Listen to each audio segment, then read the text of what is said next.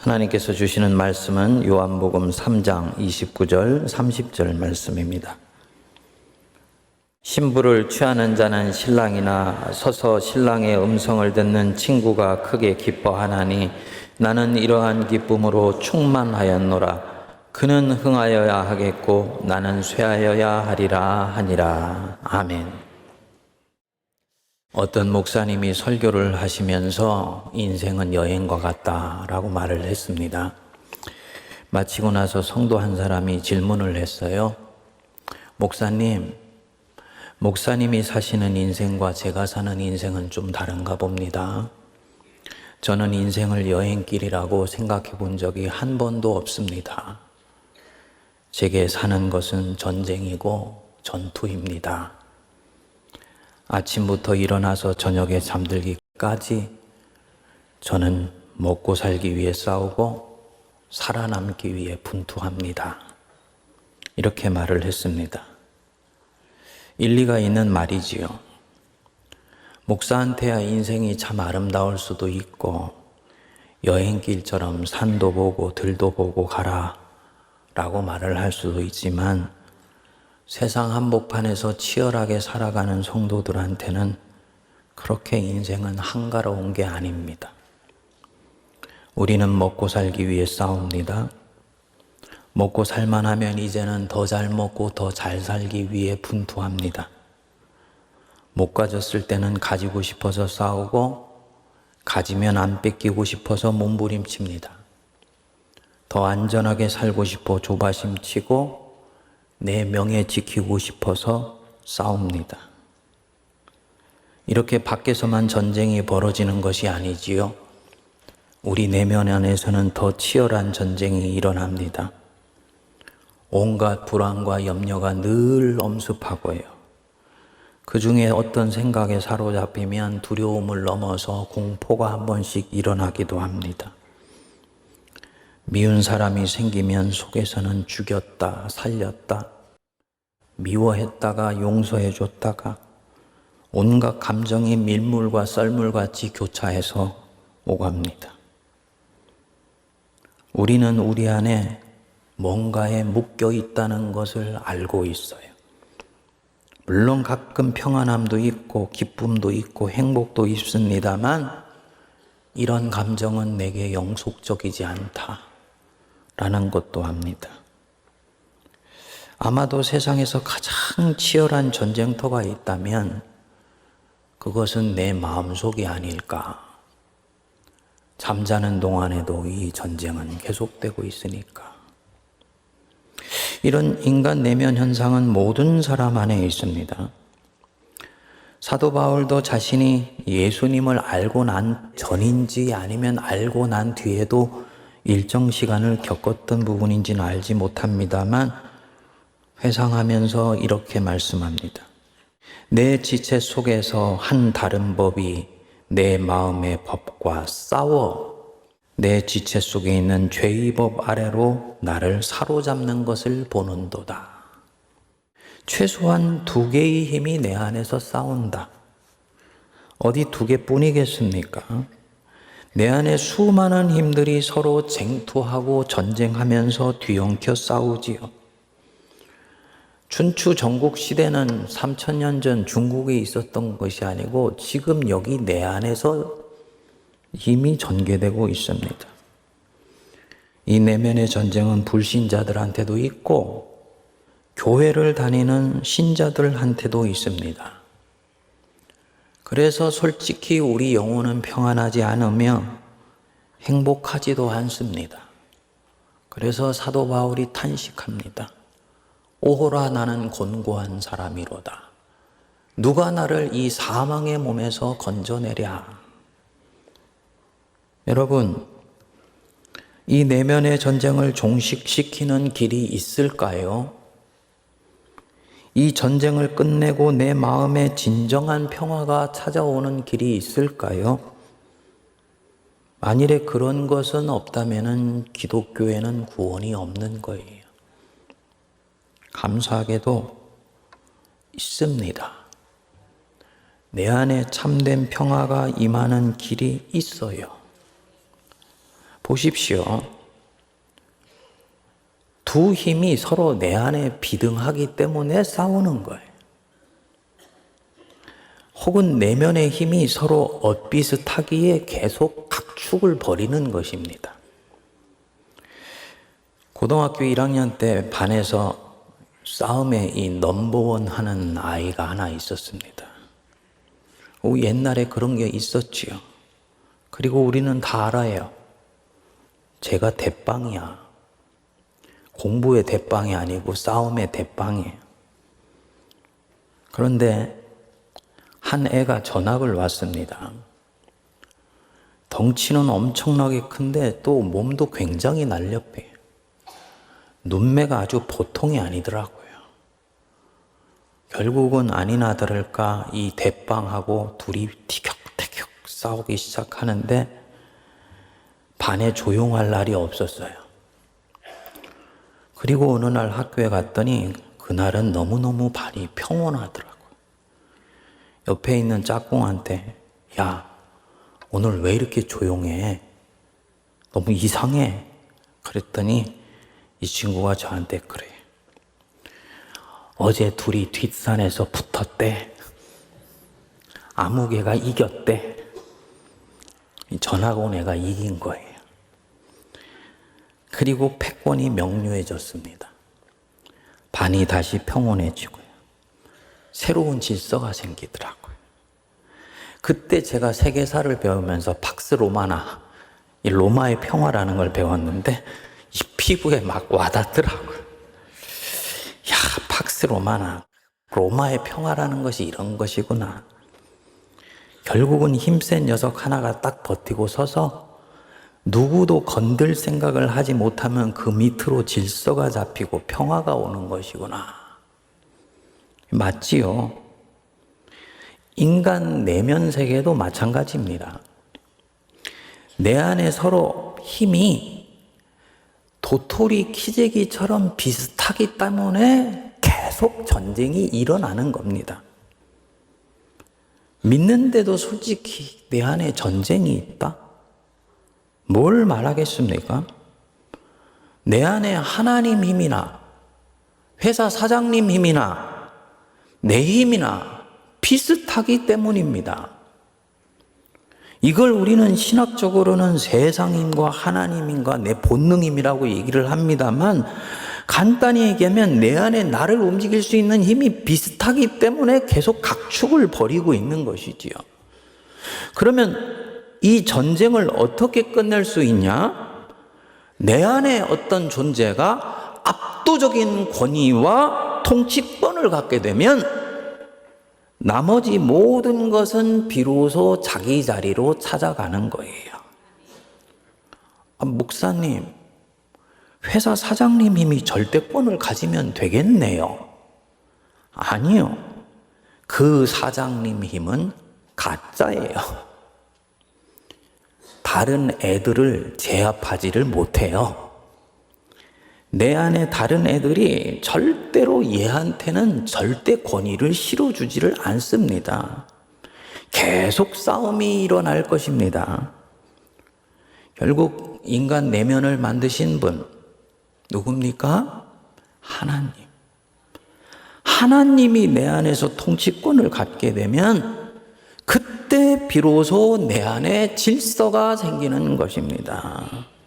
팍스 로마나가 아니고 팍스 데우스, 하나님의 평화, 팍스 크리스투스, 그리스도의 평화가 내 안에 임하게 돼요.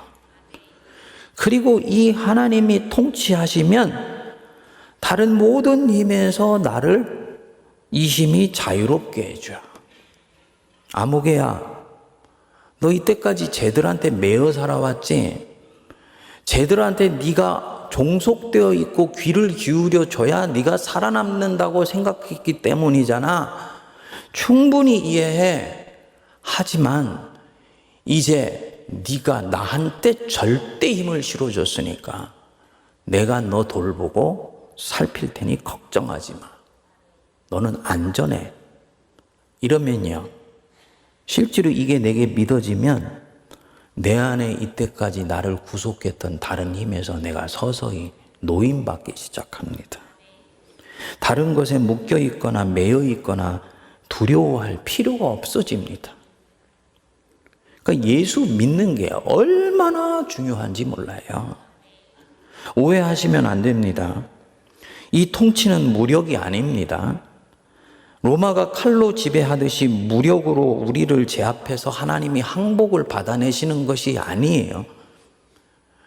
이 미국이나 한국의 대각성 운동 때 곧 하나님의 진노가 임할 테니까 빨리 회개하고 주님 믿으라고 한 적이 있어요. 사람에 대한 두려움과 공포를 집어넣어서 하나님을 믿게 만든 것입니다.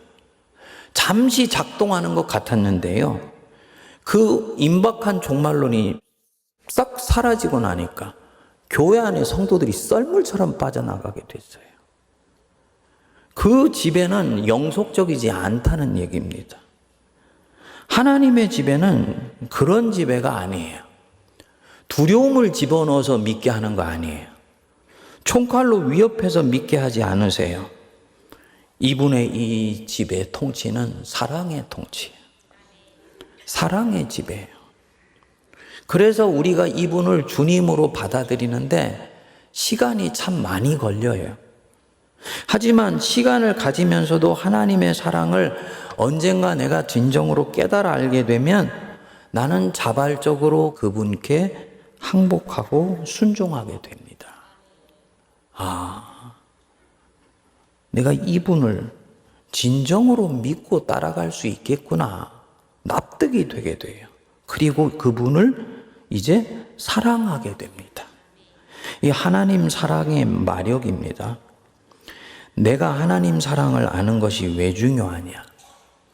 올해 성도님들한테 2주간 특세하면서 하사람 얘기했지요. 하나님 사랑을 경험하는 게 왜 그리도 중요한 것이냐? 교인들 중에 하나님의 사랑을 머리로 교리로 알고 마음으로 경험하지 못한 분들이 굉장히 많아요. 근데 하나님 사랑을 내가 일상에서 구체적으로 체험하면 이 사랑은 내 안에서 서서히 변화를 가져오게 됩니다. 어떤 변화냐면 하나님 사랑을 내가 알면 내가 어느 순간부턴가 이 하나님을 사랑하기 시작합니다. 인간의 사랑은 잘못 주면 응석바지가 되지 않습니까? 부모가 자식을 무조건 오냐오냐 하고 키우면 이기적으로 되고 자기중심적으로 될 수 있죠. 근데 하나님 사랑은 절대로 그런 일이 없어요. 하나님 사랑을 경험하면 이 사랑은 나로 하여금 그분을 사랑하고 싶어지게 만듭니다.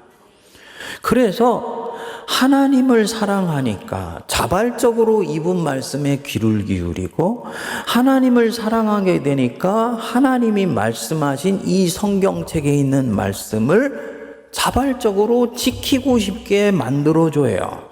그래서 이렇게 해서 복음이 결국은 율법을 이루게 되는 거지요. 사람이 그렇게 만들어졌습니다. 하나님께서 아브라함에게 어느 날 찾아와서 말씀하셨지요.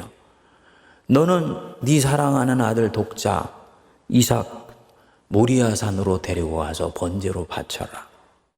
아브라함이 하나님의 이 말씀에 아무 소리 하지 않고 다음날 아침에 일찍이 일어나서 모리아산으로 갈 차비를 차려서 길을 나섭니다. 놀라운 대목이에요.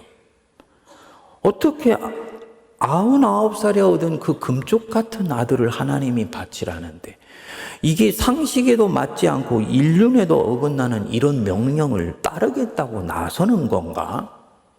이건 종교적 맹신 아닌가?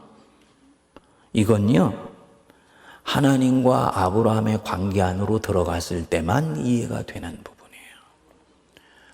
하나님이 아브라함을 사랑하신다고 했는데 아브라함은 그 사랑을 선택적으로만 받아들였습니다. 자기에게 좋은 것은 받아들이고 자기가 믿지 못하는 부분들은 내치는 거예요. 그래서 아들 주시겠다 했지만 그 약속을 이루어 주시지 않는 것 같으니까 하갈의 방에 들어가서 같이 동침을 하고 이스마엘을 낳기도 하고 많은 실수를 아브라함이 저질렀습니다. 그런데 하나님이 이 아브라함을 한결같이 사랑해 주셨어요. 정말 한결같은 마음으로 품으시고 기다려 주시고 그리고 보살펴 주셨어요. 그리고 드디어 자기 태도 끊기고 아내의 태도 끊겼을 때 기적같이 아들을 자기 손에 안겨준 겁니다. 그 포대기에 안긴 그 핏덩이 같은 아들을 보면서 무슨 생각을 아브라함이 했을까요? 하나님이 정말 신실하신 분이시구나. 나는 그분 수없이 의심했는데 이분은 한결같이 나를 사랑해 주셨구나.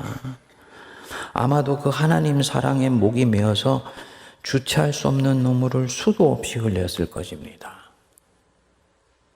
아브라함이 이때 비로소 자기 안에서 하나님께 항복하는 거예요. 하나님, 당신이 진정 내 인생의 주님이십니다. 나는 당신께 항복합니다. 이 항복, 굴욕적입니까? 굴종적입니까? 아니요. 이거는 지극히 자발적인 거예요. 노예가 주인이 너무 좋으니까 해방을 시켜줘도 자기가 계속 주인님의 노예로 살겠다고 그게 나한테 더 행복하다고 고백하고 주인의 그 문지방에 귀를 뚫는 것과 마찬가지인 거예요. 이건 항복은 항복인데 행복한 항복, 해피 서렌더예요. 하나님의 통치권을 완전히 수락하는 겁니다. 우리 세문안교회 성도들 안에 이 은혜가 임하게 되기를 바랍니다.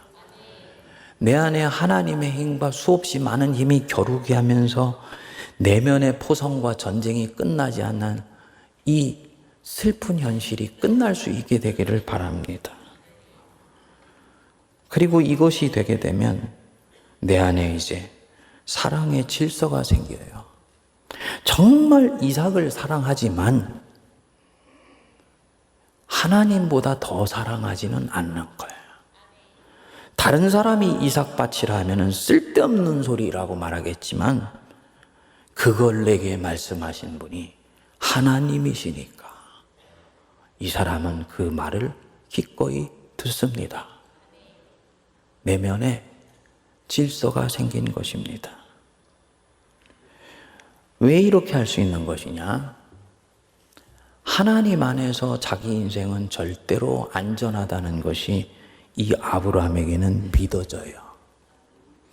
무엇인가가 불행한 일이 없어서가 아니라 결국 하나님 안에서 내 인생은 안전하며 승리를 거둔다는 것이 믿어져요. 그래서 하나님의 뜻을 신실하게 쫓아갈 수가 있게 되는 것입니다. 헨리 나우엔이 주의 길을 내게 보이소서라는 사순절 묵상집에서 이런 말을 했습니다. 하나님과 경쟁하던 것을 그만두고 우리 마음을 조금도 남김없이 그분께 드리게 되면 우리는 우리를 향한 그분의 사랑을 알게 된다. 그리고 우리는 우리가 생각했던 것보다 훨씬 안전하다는 것을 깨닫게 된다. 그러면 우리는 하나님이 우리를 우리의 바램과는 다른 방향으로 이끌어 갈지라도 삶의 기쁨을 가질 수 있다. 안전하기 때문에 새로운 모험을 기꺼이 할 수 있게 됐다. 그리고 기쁨이 있다. 제 얘기를 좀 드리겠습니다. 저는 10대 후반에 제 인생을 물질을 위해서 사는 인생 살지 않겠다고 결심했습니다. 그리고 대학교 3학년 때 아내를 처음 만났는데 저하고 같은 가치관을 갖고 있더라고요. 그리고 나서 여태까지 한 번도 물질 때문에 뜻을 세우거나 물질 때문에 뜻을 굽힌 적이 없습니다. 결혼하고 지금까지 저희 가정통장에는 플러스가 된 적이 한 번도 없어요. 포항서 목회할 때도 마이너스 통장 썼는데 사직할 때 퇴직금 받아 딱 청산하니까 제로더라고요. 물론 세문안에서도 한 번도 플러스인 적이 없어요. 오해 마십시오. 담임 목사님이 사례비 더 달라고 하는 건가? 아니에요. 완전히 맥락을 잘못 읽으시는 거예요. 아무리 많이 줘도 저는 플러스가 안 될 겁니다. 아무튼 그랬어요. 그런데 하나도 불안하거나 걱정해 본 적이 없습니다. 하나님이 궁핍하게 하신 적이 없기 때문입니다. 이건 결국 인생 마지막에 플러스 마이너스 제로면 된다고 저는 봅니다. 그러는 동안에 하나님의 나라가 내 인생을 통해 확장되면 그것으로 감사한 거예요. 이 자유함이죠. 하나님이 얼마나 감사한지. 물질과의 전쟁이 끝인 것입니다. 제 자랑으로 듣지 마시고 하나님의 능력이 한 사람 안에서 역사할 때 어떤 일이 일어나는지를 말씀드리는 것입니다. 오늘 본문에 보면 잘 이해가 되지 않는 한 사람이 나옵니다. 세례 요한이지요. 이 사람은 예수님 길 닦아주는 사람으로 평생을 살았어요. 영화로 치면 평생 조연만 했습니다. 주연을 반짝반짝 빛나게 해주는 조연 역할만 하다가 끝낸 사람. 요즘으로 치면요, 들러리 인생이에요. 여러분들 중에 누가 들러리 인생 나 살겠다고 손을 들겠습니까? 인터넷에 들러리 인생하고 쳐봤습니다. 그랬더니 어떤 분이 정말 마음이 찡한 글을 올렸더라고요. 나는 왜 내가 주인공인 인생을 살아가지 못할까?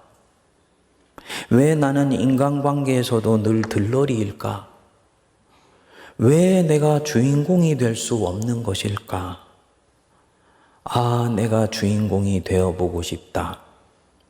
내가 주인공인 모임, 공동체 가족들이 나를 알아주는 것, 내가 중심이 되어보는 모임을 만나보고 싶고 만들어보고 싶다. 아마도 늘 들러리 인생 살고 2류, 3류 인생 사는 것 같아서 속상했던 것 같습니다. 그런데 이 세례 요한은 사실 예수님의 들러리 인생을 평생 살았습니다. 우리는 이런 인생 사는 것 절대로 싫지요. 그리고 이런 인생을 살아야 되면 내 안에 굉장히 비장해지죠. 그냥 그 마음의 색깔이 아주 회색빛 가득하지요. 근데 세례 요한의 마음의 색깔은 전혀 달라요. 29절 여러분 한번 보십시오. 신부를 취하는 자는 신랑이나 신랑의 음성을 듣는 친구가 크게 기뻐하나니.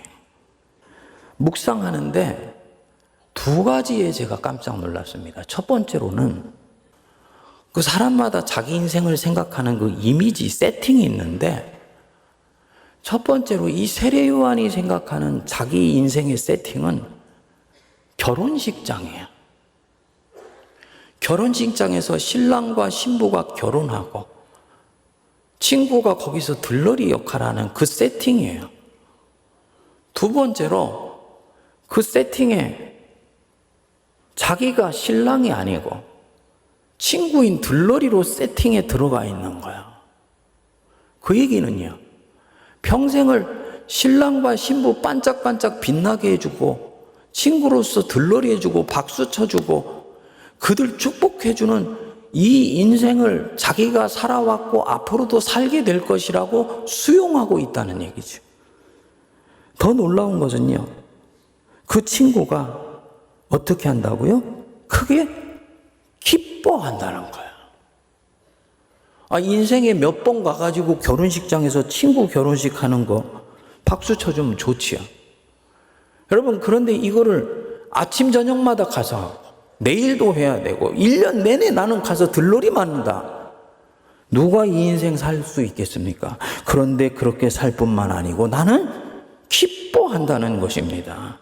그 뒤 30절에 보면 더 황당한 말씀이 나와요. 30절 우리 같이 읽어보겠습니다. 시작. 그는 흥하여야 하겠고 나는 쇠하여야 하리라. 자기가 세워드리는 예수님 위해서 자기는 약해지고 쇠하여지고 예수님이 반짝반짝 빛나도록 하기 위해서 자기는 조명등의 색깔을 어둡게 해줘서 나중에는 사라져야 된다. 그런데 그렇게 사는 자기의 자신은 기뻐하며 이러한 기쁨으로 충만하다. 헬라어로는 플레로스입니다. 이건 인위적이거나 가식적인 그런 기쁨이 아니고요. 의지를 발동해서 나오게 되는 기쁨이 아니에요. 기쁨이 내 안에서 배끝에서 퐁퐁퐁 샘솟듯이 솟아나와서 차고 넘치는 거, 이게 플레로스입니다. 정말 이분이 그렇게 살아요. 나중엔요, 자기도 아직 한참 젊은데 예수님이 공생애 시작하시니까 제자들을 예수께로 보내셔서 그분 밑에서 제자로 살게 합니다. 이 세례 요한의 마음을 우리가 들여다보면서 뭐가 느껴지시나요? 저는 이 사람은 완전히 자유한 사람이구나. 이 사람은 하나님 한 분을 쫓아가고 그분의 나라를 추구하는 것 외에는 완전히 자유하구나. 하나님의 통치가 완전히 이 사람에게는 임한 것이구나. 그러니까 들러리 역할을 하지만 그것보다 더 큰 것을 얻고 있으면 그것으로 충분한 거예요. 자신은 그래서 이 들러리 역할로도 기쁘고 행복해요. 하나님의 나라가 지금 자기를 통해 이루어지고 있다고 믿고 있기 때문입니다. 한 사람 안에 완전한 하나님의 통치가 이루어졌을 때 나타나는 현상입니다. 그리스도께서 우리를 자유롭게 하려고 자유를 주셨으니 그러므로 굳세게 서서 다시는 종의 멍에를 매지 말라. 그리스도께서 너희를 자유롭게 하려고 자유를 주셨다. 그런데 왜 그 자유를 사용하지를 못하냐? 이 세례 요한은 이 말씀이 실현된 것입니다. 이 자유가 헌신을 가져옵니다. 당연하지요. 우리가 헌신하지 못하고 순종하지 못하는 이유는 하나더라고요. 자유가 없어서 그런 거예요. 자유롭지 않아요. 부르시지만은 손에 쟁기를 들고 뒤를 돌아다 봅니다. 부목사님들이, 장로님들이 이것 좀 섬겨주세요 라고 얘기를 하면 제가 지금 이 일을 해야 되기 때문에 못할 것 같습니다. 이 일 해놓고 해야 될 것 같습니다. 이게 자유롭지 못한 것입니다. 그러니까 헌신이 힘들지요. 근데 내가 이런 면에서 자유를 얻었다? 하나님이 내 안에서 통치하시게 되니까, 나는 안전하다는 것이 믿어지니까 자유함 가운데서 하나님의 뜻을 분별해서 나갈 수 있어요. 제가 저희 가게 마이너스 통장 얘기를 하지 않았습니까? 이게 30년 된 스토리지요. 미국에서 유학할 때부터 지금까지 스토리인데, 처음 시작한 게 미국 가서예요. 카드 돌려막기를 하는데 얼마나 처음에는 불안했는지 몰라요. 유학하면서 공부하고 애들 키우고 생활을 해야 되니까 빚은 없을 수가 없는 거예요. 근데 이걸 갚을 수는 있을지, 더 빚이 커져서 나중에 이자가 눈덩이처럼 불어나는 건 아닌지 온갖 생각이 다 들더라고요. 때마침 대천덕 신부님 책을 읽었는데 빚지고 사는 것은 절대 그리스도인의 경제 생활이 아니래. 제가 동의가 안 되더라고요. 대신부님은 유학을 안 해봐서 이런 얘기를 하시는 거구나. 처음엔 걱정이 이만저만이 아니었습니다. 불안한 거지요. 그런데 그렇게 해서 결국 10년 미국 생활 잘 마치고 한국 와서 마이너스 통장을 다시 쓰는데 이제는 간이 좀 더 커졌어요. 빚을 지면서도 쓸 때는 쓰고 도움을 줄 곳은 줘요. 왜냐? 돈하고 하나님 나라를 바꾸는 거면 저희 부부는 절대로 하나님 나라 택하는 게 이문이라고 보는 거예요. 믿는 구석이 있는 거지요. 우리 세문안교회가 헌당을 위해서 열심히 하면서도 할 일은 해야 된다는 신앙적 논리가 바로 이 부분이라고 봅니다. 헌당은 했는데 한국 교회는 망하면 무슨 소용이 있습니까?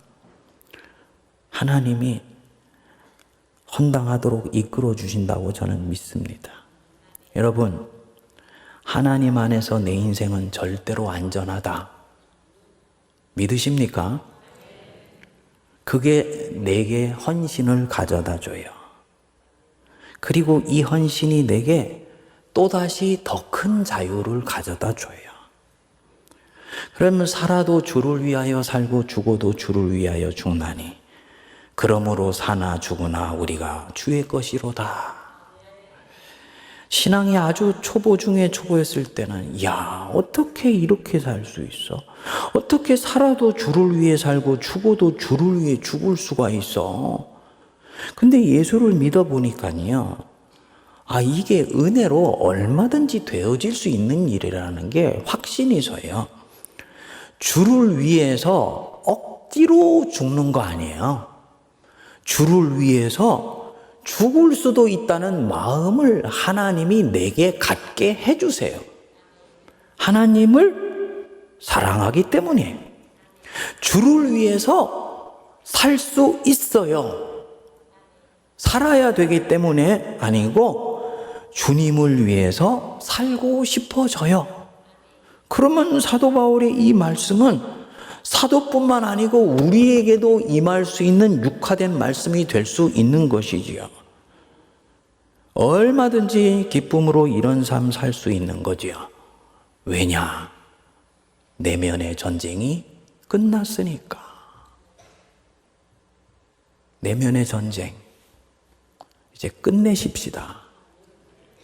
여러분, 솔직히 지긋지긋하지 않습니까? 예수 믿은 세월이 모태신앙부터 지금까지고 30년, 40년이 지났는데도 나는 아직도 이 내면의 전쟁 치느라고 빠른 에너지를 쏟아부어야 되는 내 자신을 보면서 지긋지긋하지 않습니까? 언제까지 도대체 내가 이렇게 살아야 되는 거야? 영어로 sick and tired라 그러냐? 나는 이렇게 사는 거 정말 지긋지긋해. 방법은 간단해요. 오늘이라도 내 마음의 교실 안에서 하나님을 짱으로 세우시면 돼요. 하나님, 당신이 내 인생의 주님입니다. 용서받고 죄사함 받고 복 받기 위해서 주님 삼았던 것 이제 내려놓게 하시고 주님 사랑의 진정으로 감복하여서 내가 주님을 내 인생의 짱으로 모셔드립니다. 내 마음의 교실 통치해 주시고 다스려 주십시오. 고백할 때 우리 하나님이 우리 안에서 역사를 시작하십니다. 주여 나를 떠나소서. 나는 죄인으로소이다. 당신을 담을 수 없는 자가 당신을 담았으니 품고 가까이 할 수도 없는 자가 당신 가까이 있으니 불쌍히 여겨주시고 이 죄인 받아주십시오. 이 마음 가질 때 하나님이 우리 안에서 주인 되셔서 내면의 전쟁 종식됩니다. 사랑하는 여러분, 예수 믿으십시다. 진짜 예수 믿으십시오. 예수를 진정 내 마음의 주님으로 받아들이세요. 필요할 때만 주님이 아니고 필요할 때 주님으로 고용하는 것이 아니고 인생 전체에서 이제 내 마음의 주님이 되게 하세요. 그럼 내 내면의 전쟁은 끝나고 내 인생은 자유로워지며 나는 내가 생각했던 것보다 훨씬 안전한 세상 속에서 살기 시작한다는 것을 알게 되면서 그 마음의 기쁨이 충만할 것입니다. 그리고 그는 점점 더 행복해지게 될 겁니다. 기도하겠습니다. 하나님, 들러리로 살아가고 싶지 않은 인생, 주연이 되고 주역이 되며 존재감이 확연히 드러나는 인생을 살지 않으면 인생이 아닌 것처럼 느껴지는 나는 누구입니까? 주님, 주님이 중심에 계시고 주님의 나라가 내 인생에 이루어지며 내가 하나님을 모시고 사는 그 자체로 인생이 행복할 수 있는 그런 내가 될 수 있도록 은혜 내려 주십시오. 이를 위해서는 주님의 통치권이 내 안에서 진정으로 임하여야 되겠사오니 하나님의 그 사랑의 지배를 온전히 받을 수 있게 하시고 내 인생에 수없이 많은 주님의 사랑의 그 기억과 흔적들이 파편화되지 않게 하시며 내 심령 속에 차곡차곡 새겨지며 각인되는 은혜를 허락하여 주시옵소서. 그래서 진정으로 주님 앞에 항복하되 행복하게 하셔서 내 영혼 속에 참된 기쁨이 충만하며 하나님의 나라가 오게 하옵소서. 예수님 이름으로 기도하옵나이다. 아멘.